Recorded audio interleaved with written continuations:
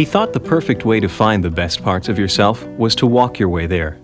Instead of telling people what they need, he would ask them, "What do you have?" and then show them how to use it better. To him, home is where you are and where change begins. His logic was so basic that it all seemed quiet, so vast that it was sometimes hard to visualize. Bob Rodale had much to say while he quietly walked his way around this world, and people began to listen.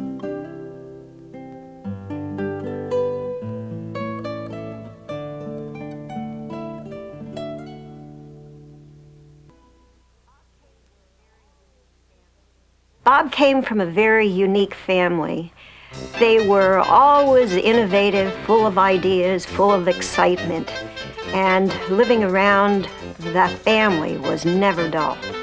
Bob's mother was a very strong person who felt that children should be exposed to many, many different things. So they were always busy doing something. Yeah, when I first met J.I., I would have been a little boy. And I remember him with pleasure. He was always filled with ideas. He had theories on various things, and he would happily tell me his latest ideas. A lot of his ideas made a great deal of sense to me, even though they were considered odd and even crackpot ideas by a lot of people. And I did hear people comment about sort of, well, J.I. and his crazy ideas. My father-in-law was perhaps a person who didn't have very much tact. He said what he believed, and he just went right ahead doing what he wanted to do. And of course, he was rebuffed many times. Oh, he was enthusiastic. He passionately believed anything he said. And I noticed early on that he might the following week say something rather contradictory to what he had earlier said, but he believed as passionately in the new idea as in the old one. My classic story about him is that when he opened his first off-Broadway theater, which may have been the first off-Broadway theater in New York, he found an old theater called the Royale, and he took the Y off the marquee and put up a D, and that made it the Rodale Theater. And these were the way his mind worked. And I think Bob's mind started to work the same way. He saw things differently from other people.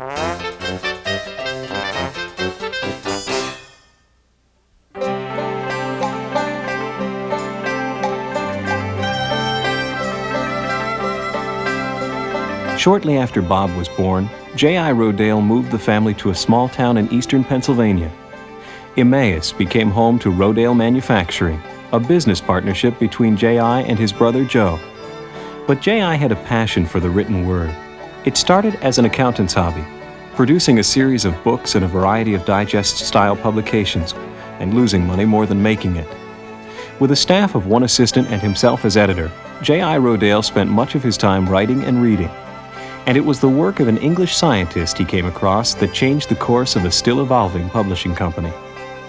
Since the Industrial Revolution, the processes of growth have been speeded up to produce the food and raw materials needed by the population and the factory.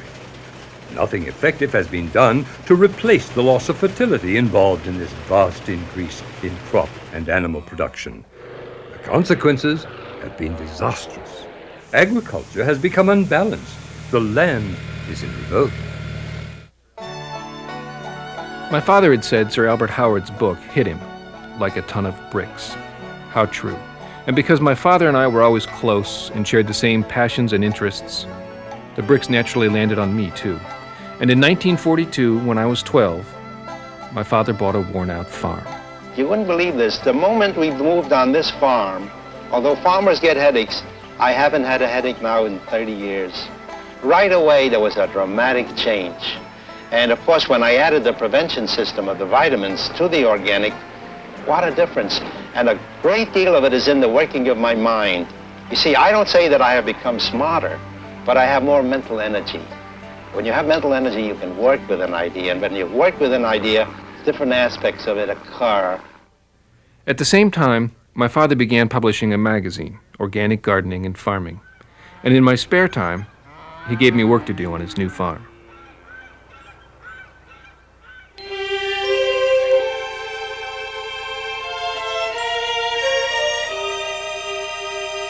My father-in-law immediately started to make changes in this very old, run-down farm. The people who worked here were retired stonemasons, retired farmers, and perhaps they became a mentor to Bob, telling wonderful stories about their lives, and they exposed Bob to using the old tools. So he learned how to use a scythe as a young man, how to run an old tractor, use an old two-bottom plow, use all the old machinery at 11 or 12 years of age. That's how he got started as a farmer, and I think that always stuck with him. No matter where he went or what he did, he was still a farmer at heart.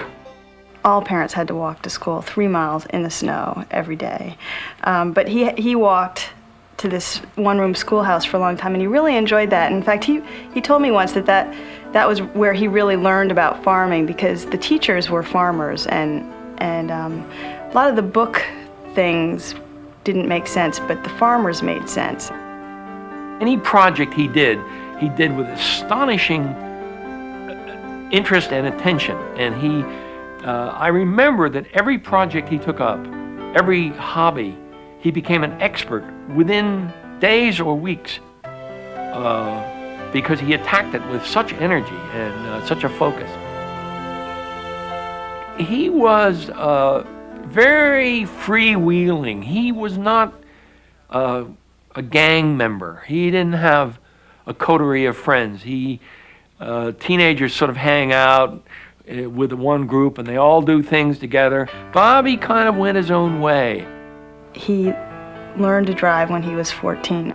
He had been driving tractors for quite a while before then, and it was an easy transition to just drive in the car. And I think I also remember my grandfather really appreciating that, and I think my dad was his chauffeur for a while. I can't remember how we found out about it, but we heard about a gun club in the area which had trap shooting. And we went to this gun club, and we discovered they also had a skeet range. So as soon as we saw this, we both thought, oh, we got to try this. This looks great. So we did, and I was reasonably successful, and Bobby was a failure, because the timing is this. You hold your gun like this, then you say, pull, the bird is released, you raise your gun, you track the bird, and you fire. So the typical sequence is pull, bang. Now Bobby did pull, bang, much quicker, and he missed. And all the guys who were watching this, these veteran skeet shooters, laughed and laughed. The kid isn't aiming. The kid doesn't know what he's doing. What they didn't realize was that Bob's sense of timing would make him a winner and a success in many ways.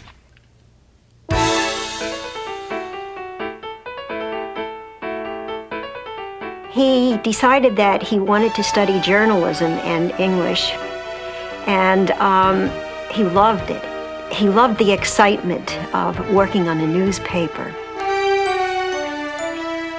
He developed across the period of his almost 4 years at Lehigh, and in one course, magazine article writing, he did the very, very best of any of the students. At first, they laughed at him because his chosen topic was "Garbage is gold." And they laughed. He was a no-nonsense writer. He believed that nouns and verbs should do all the work, and that adjectives and adverbs should help only infrequently. It's a direct style. It's the easiest way in which to communicate to a mass of people, especially if you write in the active voice, as Bob was taught to do. Not the passive voice, no embellishments, just simple, direct prose, short sentences, short words, and many references to people. When he was finished 2 years, his father said to him, I really want you to come to work full time. And so he said, okay, but he needed to go to Mexico for a summer first. Now, we had just started publishing a new magazine, Organic Farmer. There's a picture on the cover of the second issue of a Mexican farmer plowing with an ox. I took that picture. After I took that picture, the farmer motioned to me to come and try it myself. Well, I'd done some plowing before, but the ox just wouldn't behave. The ox would not do for me what it had done for this guy. I touched him with a stick to make him go in one direction, and he took off in another. Without knowing the language or any people there, without even a specific destination, Bob spent 6 weeks traveling across remote regions of Mexico by himself. He returned and kept his promise to his father, bringing back with him some photos and an idea for an article. Well, I got to tell you the story about my first day at work. I show up, it's like day after Labor Day, and I say to my father, okay, I'm here, what should I do? And then he had the galley proofs for the second issue. And he gave them to me, and he said, well, read these galley proofs, and tomorrow come to me and I'll tell you what to do. So I read them, and the next morning I went to school and came in the afternoon and went in to see him, and I said, I read them. He said, well, I'm busy today. He said, read them again and see me tomorrow. So I read them again, the next day, same thing, I went into his office. And I said, I read them, what should I do? And he says, well, I'm busy. He said, you figure out what to do. You're on your own, basically. His first job, one of the big jobs, not the first job, but the big job was try to get Rodale Press to be able to support itself. It was always losing money, and it was always supported by Rodale Manufacturing. It wasn't J.I. Rodale's main business interest. It was Bob Rodale's. It was Bob's main business interest. They more or less played off each other in that way. J.I. was the happy, eccentric person. Bob Rodale was the stabilizing influence. He was the one who would attempt to put his father's ideas in a reasonable concept, keeping in mind the financial assets of the company at that time. 8 years after the start of organic gardening, J.I. Rodale started another new magazine. The first issue was devoted entirely to polio, and following topics included the risk of salt and refined sugar and the life of Louis Cornaro, a 16th century Italian whose physicians gave him up for dead at the age of 40, but went on to live to 98 by reducing the amount of food he ate. It all came from a letter of one reader of organic gardening in 1949 who complained that there was too much health in organic gardening. That I thought I was subscribing to a garden magazine, and you got all these articles about the health of food. Your father must have loved that. He said, that's all I needed, So he said, I got to start this health magazine. And I told him, I think that's a really bad idea, because it's so controversial. And he said, no, I'm going to do it. And I asked him, I said, what are you going to call it? He said, Prevention. I said, oh, that's a terrible name for a magazine. And he said, no, he sort of smiled and said, just watch what happens. Unlike organic gardening and farming, whose first issue drew a circulation of less than 2 dozen, Prevention immediately found a strong readership. For the first time, Rodale Press was actually making a profit, and just in time. The focus on agriculture and gardening not only never made money, but had been quite costly. In Prevention, J.I.'s style had been to write all kinds of articles that would help the advertisers sell products so they would take more advertising. Whereas in organic gardening, which Bob was editing, he would write it as he saw it. And if we had a plant material advertiser that wanted to sell a certain type of product and Bob didn't think it was good, the editorial would pan the product and the advertiser would become an ex-advertiser, and then I would go storming in again and explain that we really were running a business. Bob went to his father one day, and he was just fed up with doing all the work in the company as he saw it. Bob was putting in long hours, working on Saturday, and he rightly felt that if he was going to invest his entire life in this company, that he wanted to be more than an employee. So he broached this issue to his father and said, I want this to be my company. I want to be the president. I want to have some responsibility other than doing the writing I'm doing and worrying about when the bills are being paid, and I'd like to be the president. His father said, why not? In 1955, Bob, age 25, was appointed president of Rodale Press. One time, he was sending memos back to people with his memo pad, a sheet of his memo pad which said memo from Bob Rodale, and he would write okay and clip it to his memo sheet with the okay to the memo he sent back to you. And I said to him, you know, if you don't do this a different way, people can take your memos that say okay and clip them to anything they want. So I wish you would please in some way indicate on the memo what it is you're okaying. So he sent me back one of his memo pads with a note on it, okay. Now that was his sense of humor.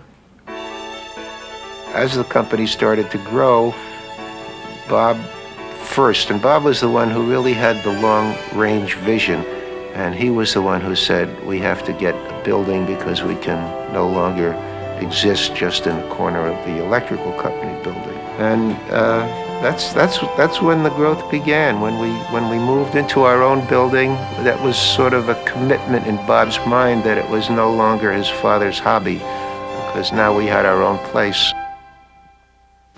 I'll try it one more time. Pull! That was a good one. Bob had I called it a quirky nature about him. He was so absolutely sure that he was right, that he would press ahead with his ideas. It was the conventional wisdom. This is the way I think it is. And people would say, well, so-and-so, this expert doesn't agree with you. And say, well, the expert's probably wrong. That's not the way this develops. That's not the way this concept works. So that they don't understand it. Bob continued to develop the skills and techniques he learned as a youth, only now he was applying them to the Rodale business. In the beginning, I used to disagree with Bob about almost everything. So every once in a while, I would come into Bob Rodale storming that how are we going to meet the payroll this week? So we did have these conflicts because even in those early days, Bob knew editorially what he wanted to do, or if we were in the process of planning a book, he did not think about it in terms of will this book sell. He thought about it in terms of is this a book that our readers should have? The common idea of health was that, well, healthcare consisted of three things perhaps. First, you got vaccinations, and if that didn't work, you took medication, and if that didn't work, you had an operation. And that was pretty much everyone's vision of healthcare. Now, Bob, like J.I., his dad before him, thought that was all well and good, but that was perhaps 5% of what healthcare was. The other 95% was you.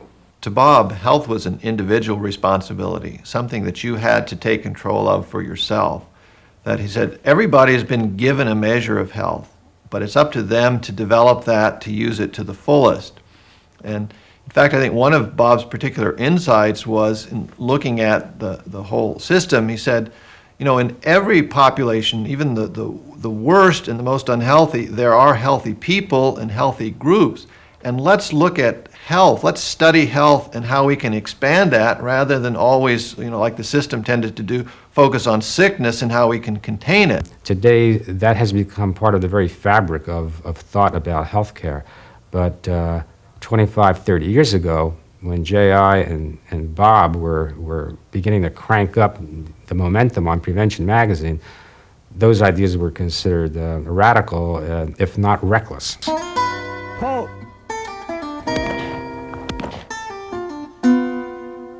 Well, the business, of course, was very small then, and if you made a mistake, you weren't talking about huge dollars, but you were talking about a business that was much more fragile.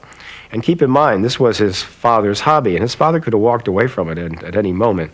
But this was Bob's life. This was Bob's future. In the early 1960s, the Federal Trade Commission was very concerned with the publications of Rodale Press.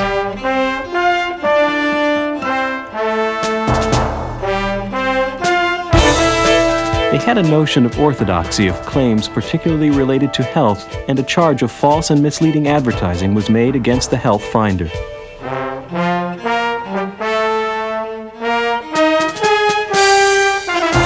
J.I. felt that with the amount of legal fees this would cost and the publicity and all the time it would take. He felt that we should have signed the cease and desist order and signed a consent order and gone ahead with it and stopped promoting those books and perhaps changed the nature of the way we were doing business.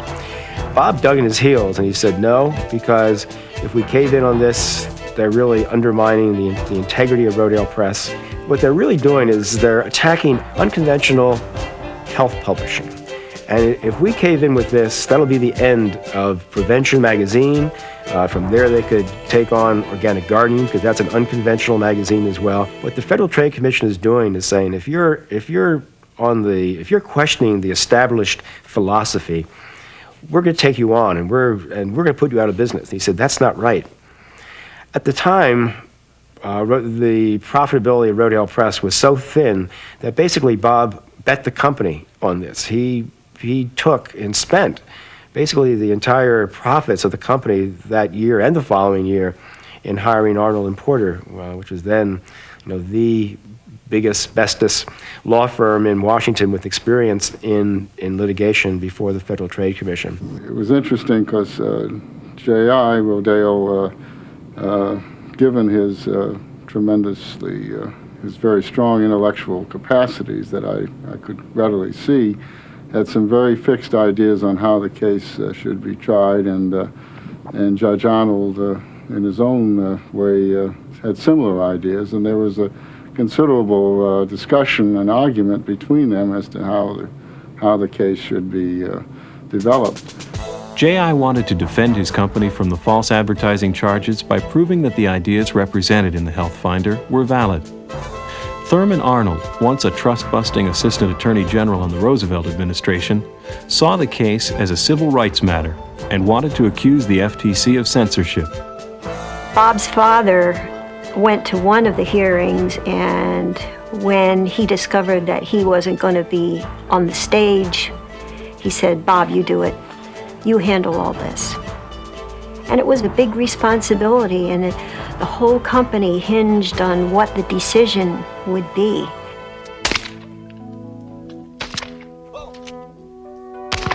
It seemed like he was working just about all the time.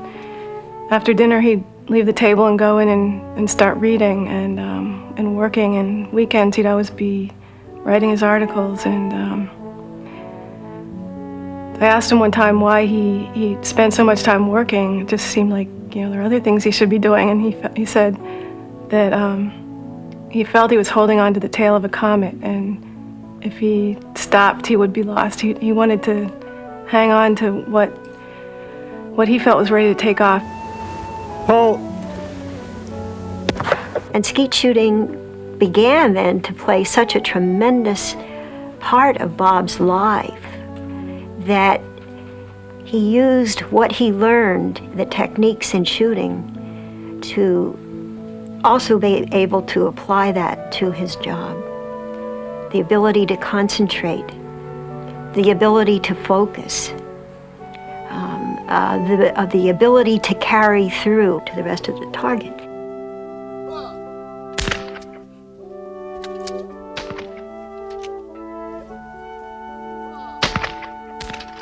Bob, to a great extent, served as a kind of the intermediary and negotiator with his father, and I think ultimately was able to persuade his father to let Judge Arnold, who had a great reputation as a lawyer, let Judge Arnold try the case in the way that he saw fit.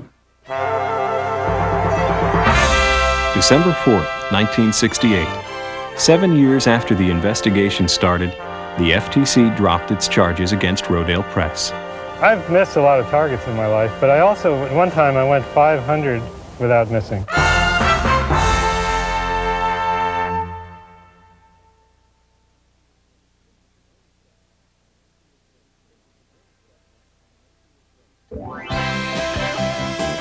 It was the early 70s, and the nation was ready for an alternative way of life. The return to organics and its profit were receiving national attention. J.I. Rodale began appearing on radio and television. and on June 8th was scheduled as a guest on The Dick Cavett Show. That same afternoon, he received a call asking if he would do The Tonight Show with Johnny Carson. A few hours later, he was on camera captivating the Dick Cavett audience with humor and trend-setting ideas. I see. What was I talking about? Headaches, bone meal. Let me tell you. It's also good for the memory. Very good. Magnesium Yeah, for the memory. We take Dolomite for that. And it's true that you exercise every hour Let's of the day. finish this last thing. Let's finish this about the bone meal. Yes. Because there's a joke there. How silly of me. You see, I have taken bone meal, which prevents cavities. These are tablets. You swallow it with water. Yeah. It knits your bones strong, and it regulates the pulse. Now, after a few years on bone meal, my bones were so strong that one night I fell down a whole flight of steps. Just to test them? I laughed all the way. I laughed all the way down. Sorry. Because I knew that I had been taking bone meal and that nothing could happen to me, and nothing did, and I enjoyed the ride. When Dick Cavett moved on to his second guest after a commercial break, J.I. slumped down in his chair, unconscious. A short time later, at Roosevelt Hospital, he was pronounced dead due to cardiac seizure. J.I. had been the only one in his family to live past the age of 62. His father, 4 brothers, and 2 sisters all had died from heart attacks. At an early age, J.I. had been diagnosed with a heart ailment and was told that he would not have a long life. He lived to be 72. We've had very few great agricultural travelers and few books that describe the real and significant rural conditions. Of natural history travel we've had very much, and of accounts of sites and events perhaps we've had too many. But for the most part, authorship of agricultural travel is yet undeveloped. The spirit of scientific inquiry must now be taken to this field, and the results given to the people that work.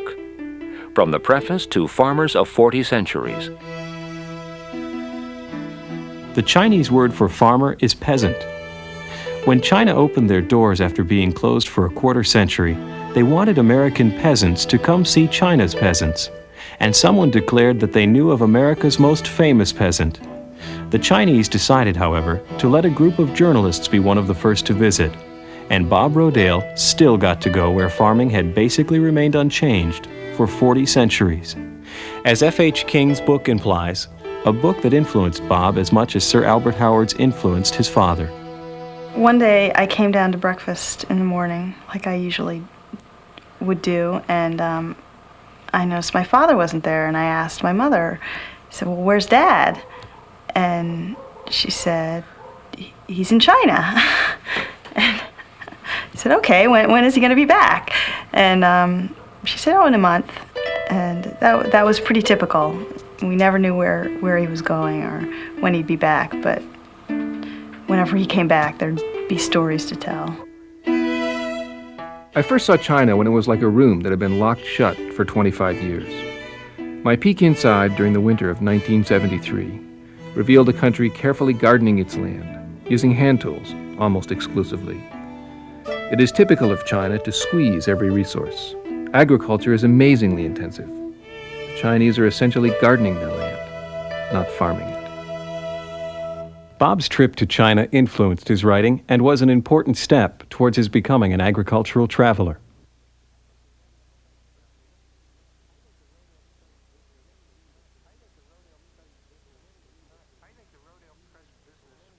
I think the Rodale Press business was not, for many years, was not really part of his thinking. All he wanted was there to be revenue generated so that he could do the things that he felt were important.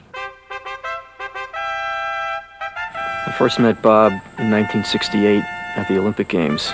He was there as a shooter, I was there as a cyclist. Bob always loved bicycles, from what he told me. He used to like to ride them, number one. Number two, he had been a skeet shooter at the 1967 Pan American Games, and he had gone to some of the other sports, like the athletes get tickets to go and see some of the other sporting events, and he went to see cycling. He said, "Boy, that's really a neat thing. I really like that." I don't know if it was in which Olympiad he was at, where he came back and he said, I'm going to build a velodrome. And I said, boy, that's great. What's a velodrome? Pedal power, mixed track, take one.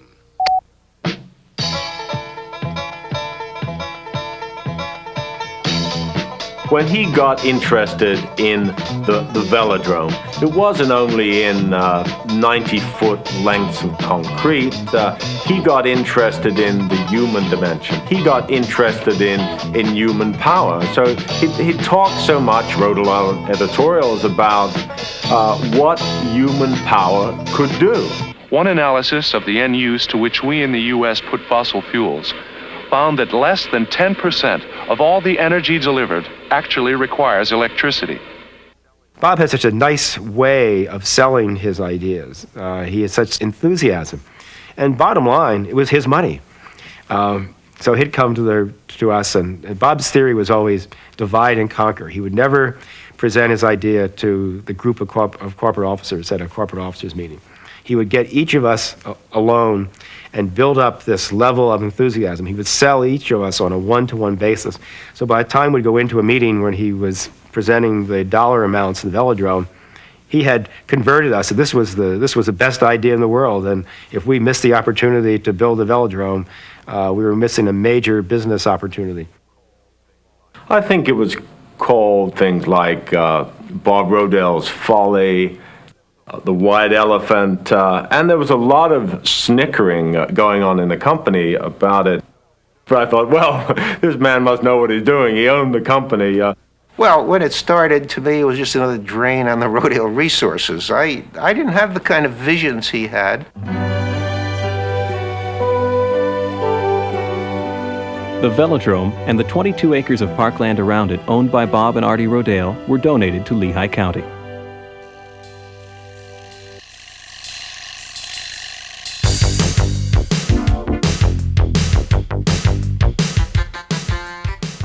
During the oil crisis of the late 1970s, a rebirth of cycling had begun to cross the country, and Lehigh County found itself with one of a handful of velodromes in the country with a serious agenda for the sport, hosting cyclists from around the world and encouraging many newcomers.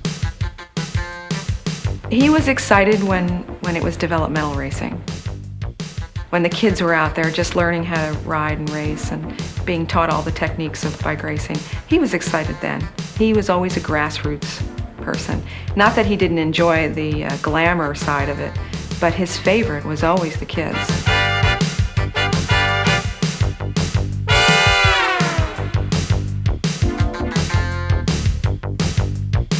Bob Rodale was sitting in the stands of the velodrome watching a race when he found out that Bicycling magazine was for sale.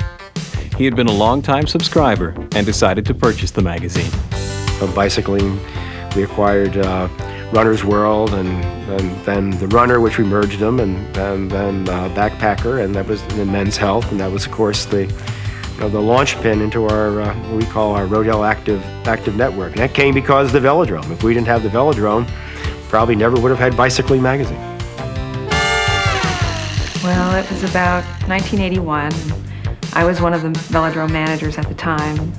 We were about to host one of the largest crowds that we'd ever had there, and I was in charge of the staff.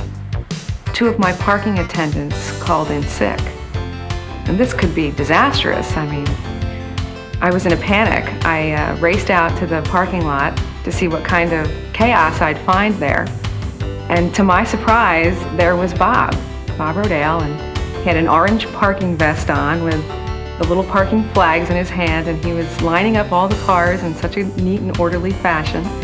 I was shocked. I couldn't believe it that Bob would help us out in this way. And one of my part-time velodrome employees stopped and said, "Wow, you should get this guy to do it every Friday night. He's great." And I said, "No, I don't think so. I think he already has a job."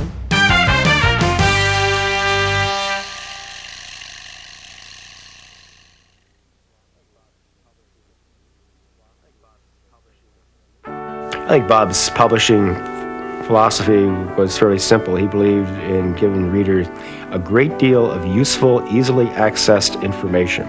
He said people read magazines, read our books for information, not for pretty pictures, not for sensing nature, but finding out how to work with nature. So it was the how-to part of it was really the most important thing to him. That's the basic premise. People can do great things. They have capacity. Each of us has capacity to do marvelous things.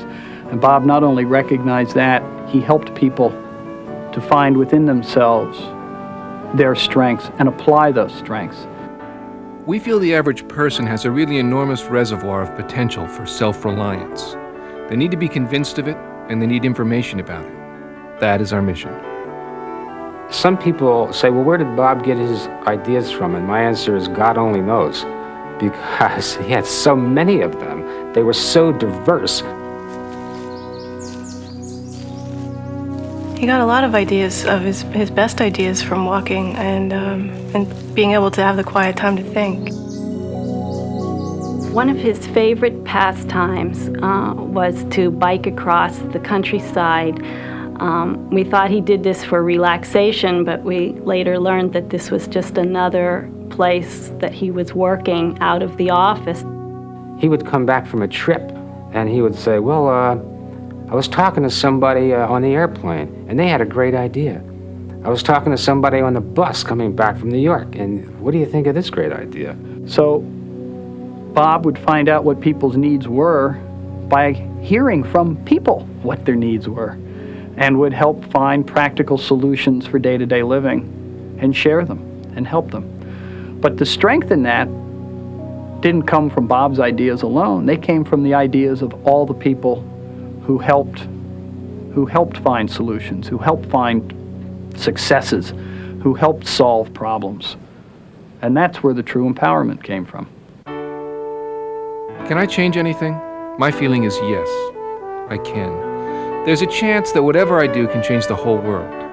And the reason I feel this way is because that message, the thing I'm trying to get across, is so simple, so logical.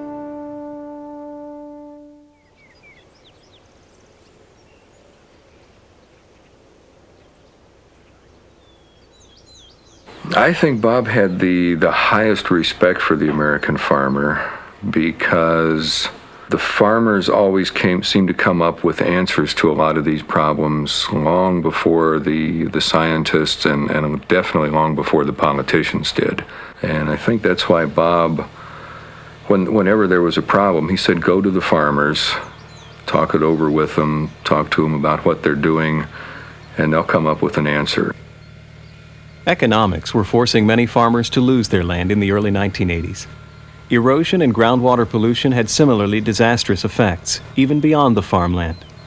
And in order to survive, the American farmer needed some new ideas, a change from economic-based farming to information-based farming.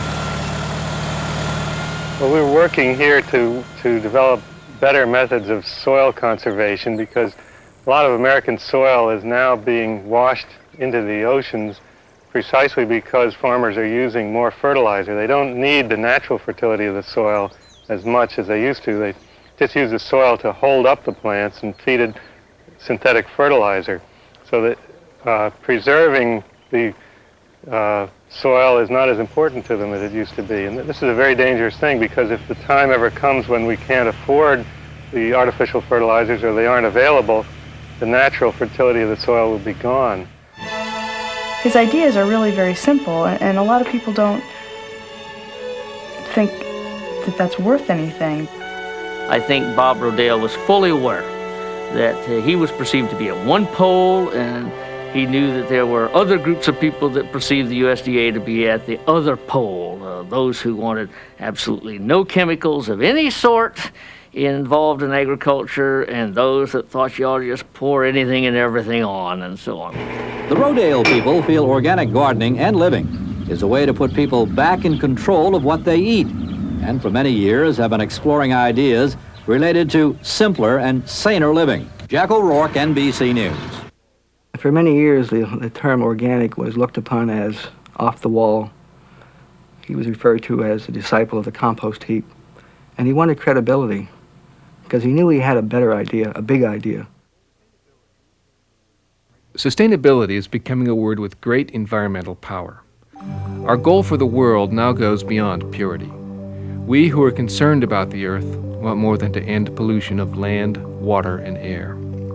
We are working for permanence of the basis of life, too. Learning how to grow food sustainably is the main challenge. And so he came to me one day and he says, we're going to buy a farm. He says, we have a farm now, but we're going to buy a bigger farm.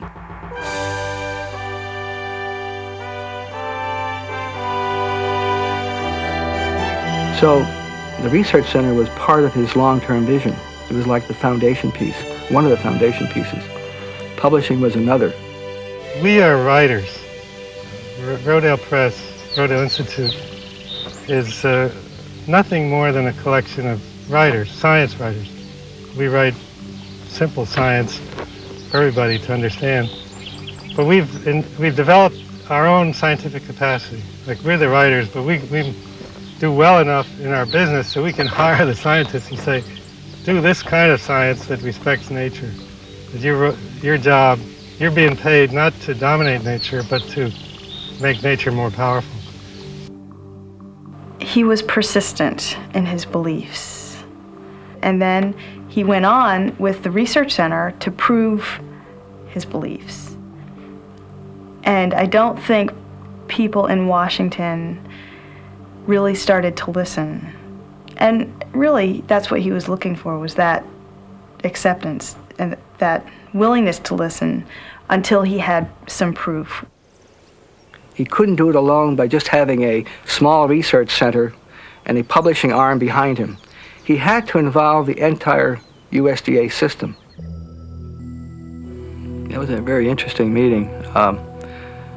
The then Assistant Secretary of Agriculture for Science and Education, Orville Bentley, was almost handcuffed and brought up to the research center. It wasn't quite that bad. He didn't really want to come up, but his friends, the then director of the experiment station system, Patrick Jordan, and others asked him to come up to the research center. As a result, the 1985 Farm Bill had a new program in it, the Low Input Sustainable Agriculture Program, LISA as it's come to be called.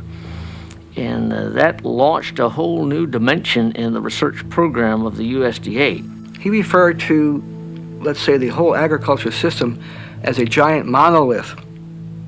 He said, what we need to do is find a crack in that monolith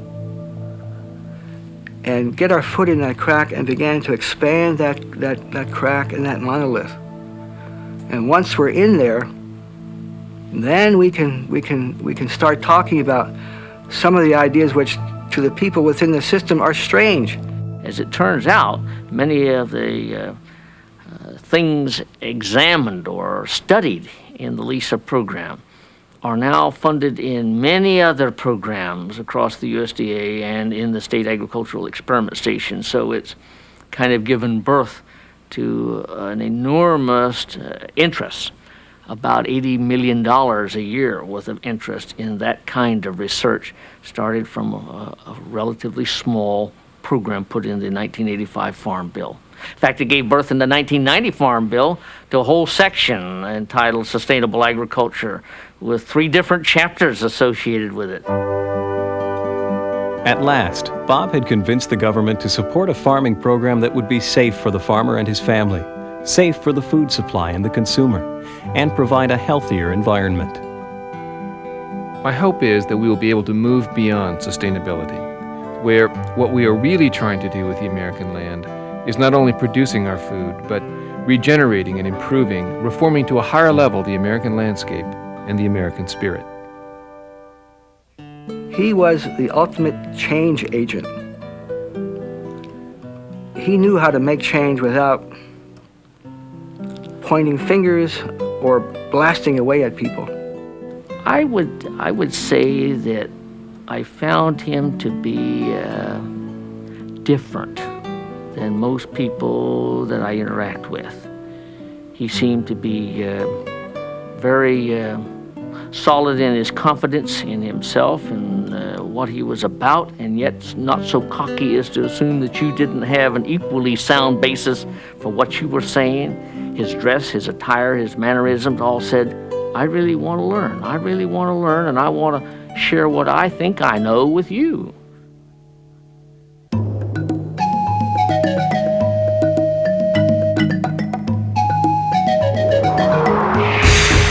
Even though Africa is the sum of many divergent parts, something can be said about Africa as a whole. Africa is fragile. It also has great potential. The land fed vast numbers of people for millions of years before outside efforts simultaneously sabotaged its potential and artificially bolstered the population. Depending on how those in power now choose to treat its land, Africa could again be green, or it could continue to turn brown.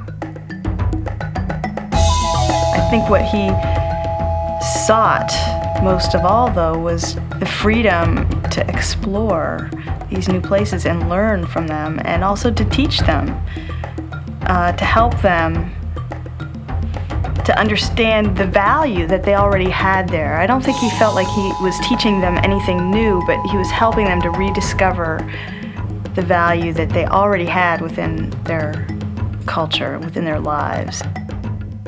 The president of Tanzania, Julius Nyerere, was a former biology teacher and knew that his country's problems had much to do with the way the land had been used over the past few decades. When United States ambassadors to Tanzania, David and Molly Miller, brought Rodale's Guide to Composting and other Rodale Press books on agriculture to Africa, the ideas in them made an unexpected impression. I was reluctant to make it, the call. I didn't know Bob Rodale, and it seemed a bit of an imposition on Bob, and it seemed sort of implausible to get on the line and say, the president of Tanzania wants you out here as soon as you can get here, sort of, you know. They were both very humble people. They both had a very positive impact on people. Very generous, very intelligent. Julius Nyerere was known within his country as Mwalimu, which means in Swahili, teacher. Bob is the same type of person. He was always teaching people. He was always looking for new ideas and trying to disseminate them.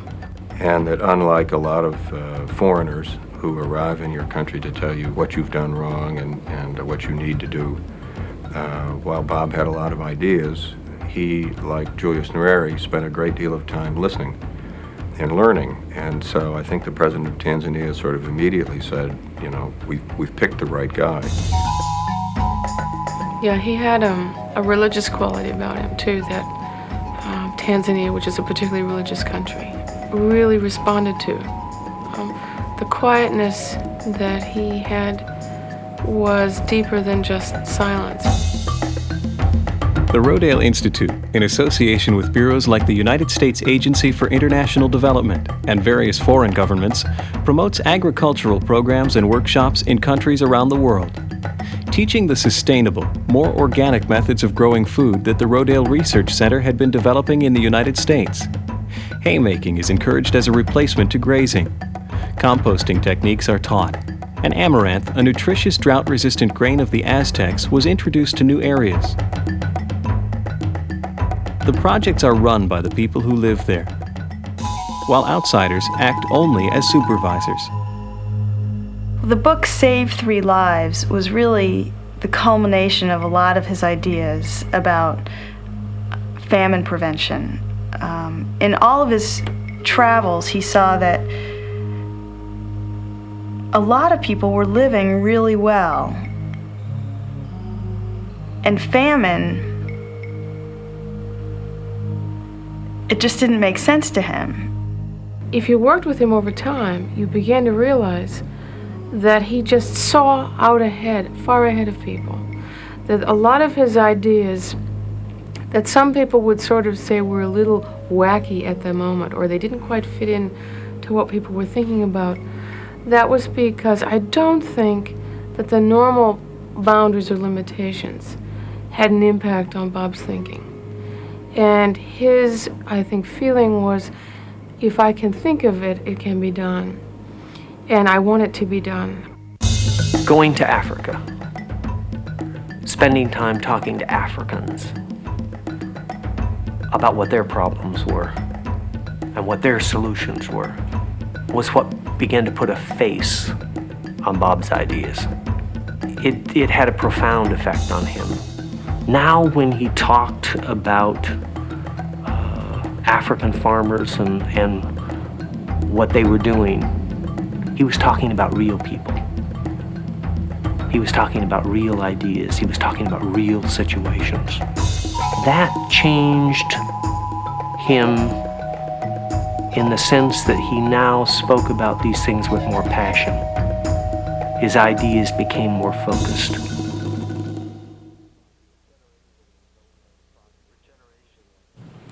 Regeneration is a process of improving one's own life and living environment by making better use of one's internal resources.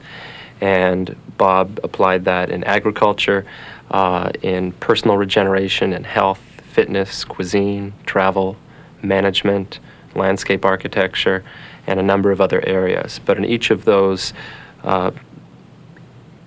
domains, the idea was that we had resources that we could use more effectively and more creatively than we were, and that the process of using them would actually enhance their power. Regeneration starts with tiny first steps, leading to small improvements. Major improvements, resulting in significant renewal, come later. In Bob's mind, regeneration was really at the core of what Rodale was already doing, and it was just a matter of both articulating that more explicitly and then bringing it out more directly through particular projects. Bob's concept of health fit in perfectly with regeneration because he believed deeply that everybody had the resources to be healthy within themselves. They simply had to develop those resources. I think really one of the most amazing things about Bob is that he wasn't just a thinker, he was a doer, and that when he saw a need, he would start a project. For example, the People's Medical Society grew out of his sense that individuals needed to take back, in a sense, the medical system, to be partners with doctors, that medicine wasn't something that was done to you, it was something that should be done with you. With the federal government, he saw there was a number of good programs that were promoting health and prevention, but there wasn't enough focus and coordination. So he started the Secretary's Council, which brought those programs together and gave them heightened visibility and focus and made it more clear to people the importance of prevention and what was being done in that area. Bob may have been a world citizen, but he was most concerned about his own backyard. There is a real value to being part of a community. The social interaction we have really has a positive effect on people's health. It is a real effect and can be measured. One of Bob's amazing traits was the ability to recognize important assets, especially community assets, long before others recognized their importance. And a few years ago, the city administration, faced with the same kind of budget problems all cities have, found a plan to sell off miscellaneous pieces of valueless parkland, they thought. And Bob said to me, "This is wrong." He said, "This is really wrong. We're going to have to do something about it." Friends of the Parks placed an ad in the local newspaper with a coupon to be cut out and sent to the mayor for those who wanted the parkland to stay. The land was saved, and the group Bob Rodale had quickly organized was encouraged to continue the work it had started. Problems are the necessary, vital, and natural disturbances that always come before regeneration.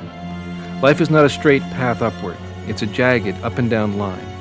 But the power of regeneration makes the upward thrusts more forceful than the downward slips. In all of Bob's worldly journeys, dealings with the government, and running the family business, the one experience that would affect him the strongest happened right at home. David, Bob's oldest son, was diagnosed with having AIDS, and 4 short days later he died, just 2 days before Christmas. That experience of losing a child changed both of our lives. But what I see happened in Bob was that all of a sudden Bob became a lot softer. So many times when he thought of his children after that, his eyes would fill up with tears. I never realized that he was as emotional as he was.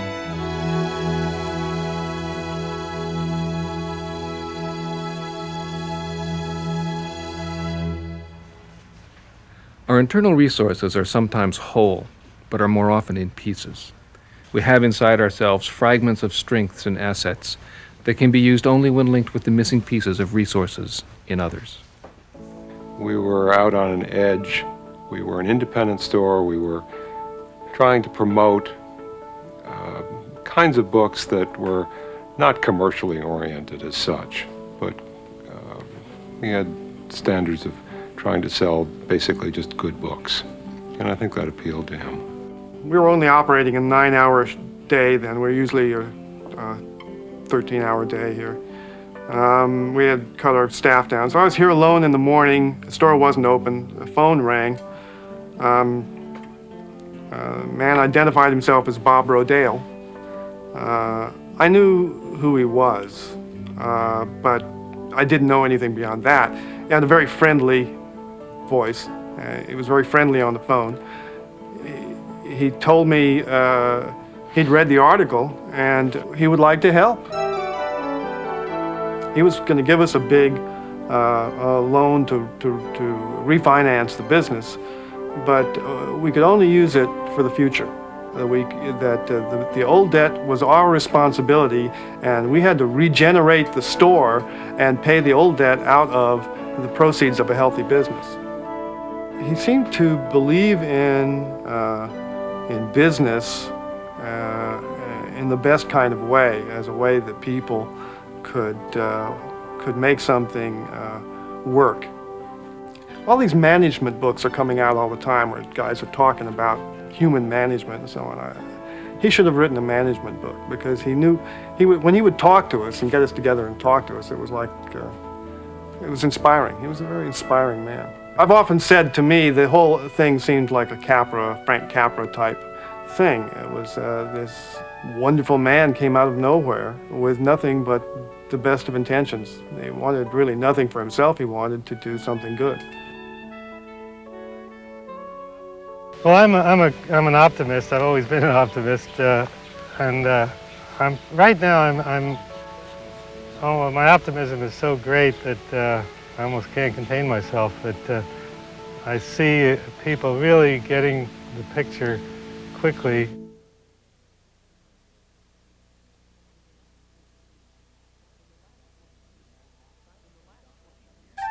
In the last 20 years, China had adopted some of the more modern agricultural practices. The ancient organic methods that had inspired Bob were being replaced by heavy use of chemicals and pesticides in an attempt to better feed a population of over 1 billion. I set myself the task of trying to take back to China some part of the gift of organic thinking that China had given to us many years ago. America, land of high-tech and chemical living, is moving towards organics. I told the Chinese that even in America we are using updated and improved versions of their old methods of growing food and fiber.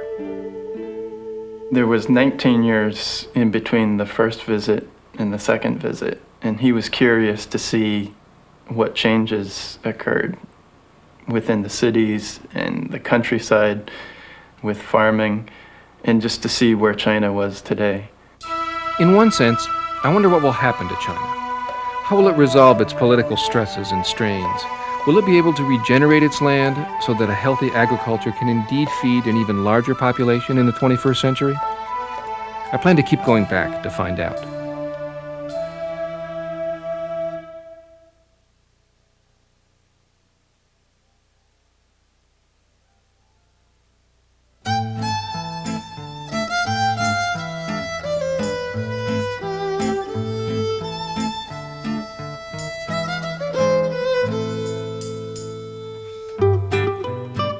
To run the land properly, you must own it. You must be very close connected to it. And that was in the last 10th of years, this ownership feeling was lost. So just to restart the whole process, you need new ideas, or maybe old ideas were forgotten. And you also need some know-how. You just can't imagine how horrendous agricultural conditions are in the Soviet Union.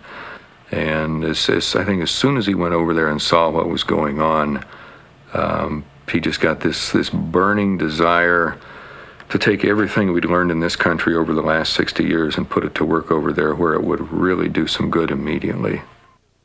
They desperately need to really invent farming in the Soviet Union. What they're doing now is not really farming in a whole systems way, but operating these large factories on the land. Bob Rodale had kept in touch with his Russian friends from his Olympic days.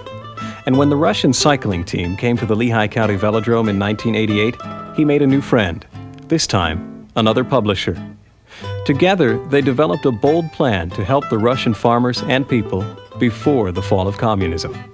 The people are used to some system. Maybe it's not efficient, but they're used to do it. And to show them some example, to bring it closer to them, to make them feel that it's necessary to change something. That's maybe the greatest idea of the whole business. That is what we're doing with our American partners. This is probably one of the riskiest things we've ever done as a company, but it's very exciting, and I'm quite confident that one way or another we're going to make it work. The idea was to build a sausage factory outside Moscow. The products of the factory would be sold for hard currency abroad and traded locally. The profits of the operations would be used to buy paper for a new magazine. With the Soviet Union, really, I think Bob saw that as an untouched canvas. And I think sometimes Bob felt curtailed by the structures in Emmaus, by the business structures. And this was an opportunity to do something on a large measure. And in some respects, I thought this was Bob's, coming of age in some respect. I don't mean he wasn't running with a lot of help a successful business. He certainly was. But this was an opportunity to do something large, almost larger than Rodale Press, perhaps larger than his father J.I. did. It offered endless possibilities. Bob was absolutely delighted, not just because the joint venture was going well, but he really was among friends. One thing I believe that kept him in the Soviet Union was he found friends there. Bob made friends very easily, but there was a closeness to the people there, kind of far beyond business. Times have changed, controls greatly reduced. A kind of regenerative chaos prevails. The night before had been the celebration dinner with the joint venture partners, and today he was heading home. On the way to the airport, the van was hit head-on by a bus swerving to avoid a military truck that had suddenly pulled into traffic. Bob, his translator Helena, and Yevgeny Gringow, the Soviet publisher, all died instantly.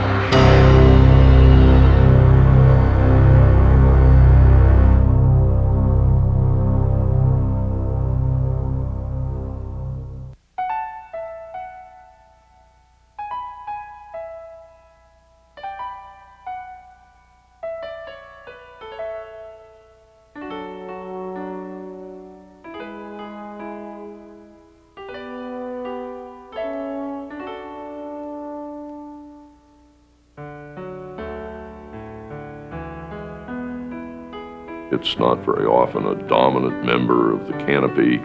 It's not very showy. It has fruiting bodies that look like hops. But the main interesting thing about the tree is that its wood is very difficult to split. Its other name is ironwood. And if you've ever tried to split any, you'll understand why that's its other name, because it's almost impossible to split with an axe.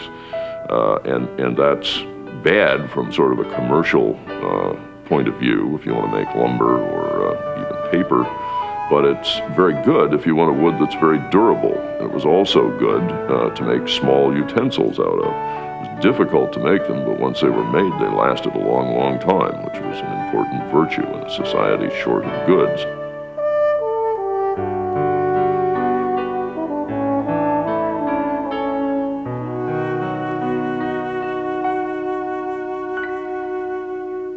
The hop hornbeam, of course, was his favorite tree.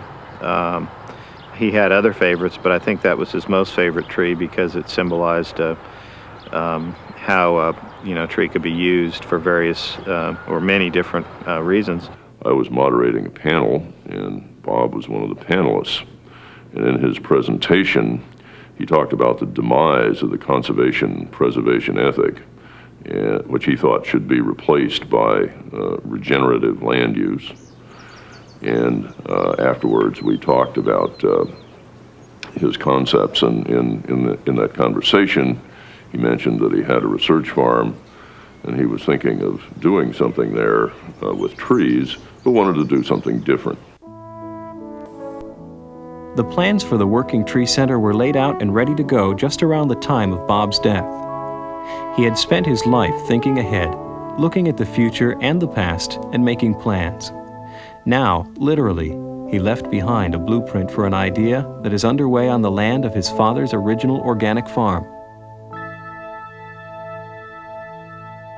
The Working Tree Center really does describe what this land is, and I think Bob felt that the trees were kind of the ultimate perennial crop, and so taking the idea of putting trees on the organic farm symbolizes what it was all about and takes it one step further. Bob decided to group the trees in small groves, each with a distinct purpose or theme. Each grove would enhance its location, require little or no maintenance, and improve the ecosystem, yet reflect the ideas and spirit of organic gardening and farming, and create a pleasant space to be in. There's something about trees that makes them special in a spiritual sense. They live so long, grow large, and penetrate so deeply into the soil that trees have the capacity to connect us to a life-renewing process that comes out of the earth itself. You know, the idea behind the Working Tree Center and Working Trees is that you get more benefits out of it than you have to really put into it in the long term. And I think that's what Bob was interested in, was doing something today that benefited generations to come.